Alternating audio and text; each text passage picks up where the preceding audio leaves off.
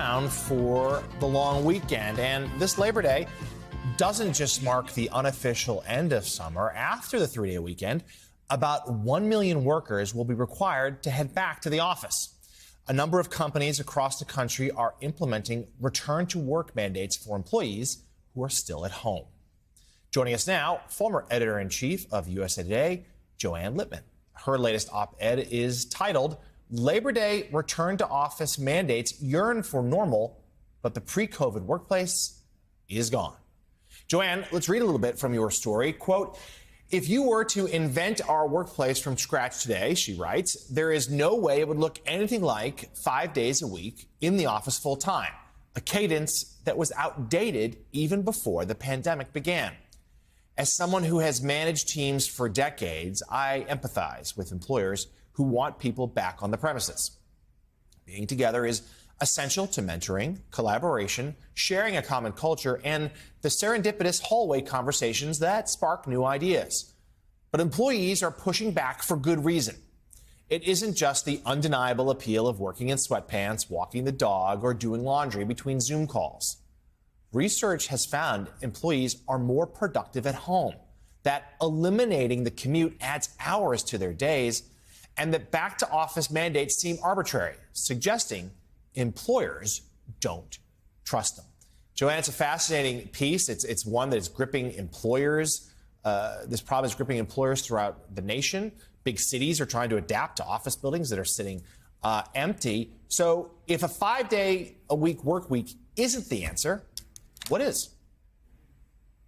Yeah, so thanks for having me. Yes. So the issue we have here is that we have this outdated notion of sort of going back to normal. We have heard this, by the way, every August. Don't you feel like this is Groundhog Day? Every August, we hear companies saying, okay, after Labor Day, it's all going to go back to normal. We're all going to be coming back.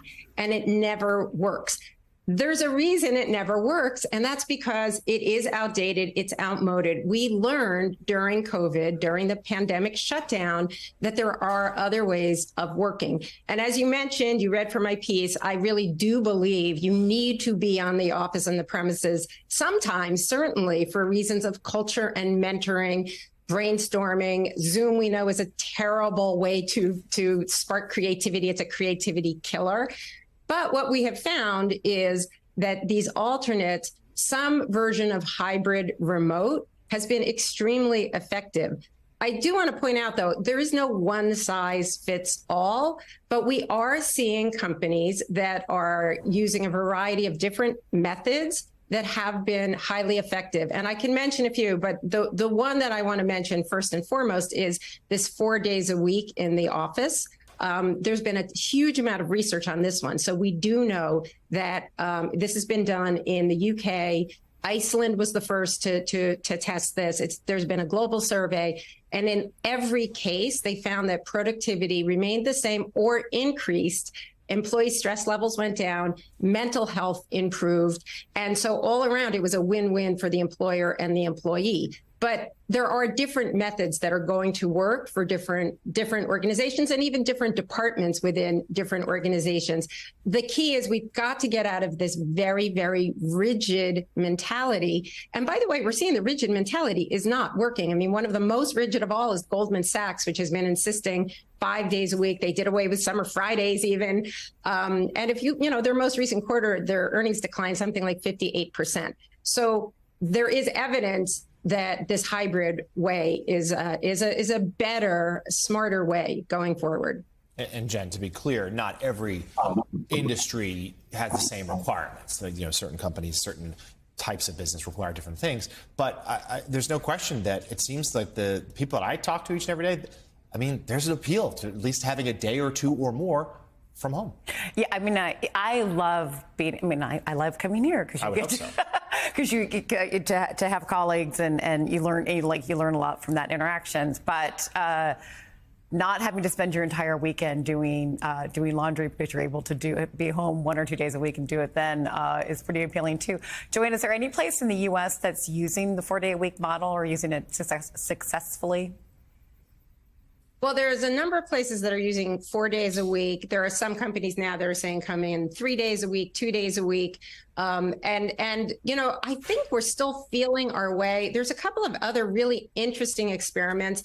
One, Allstate Insurance did something really, really interesting. During COVID, they sold their headquarters altogether.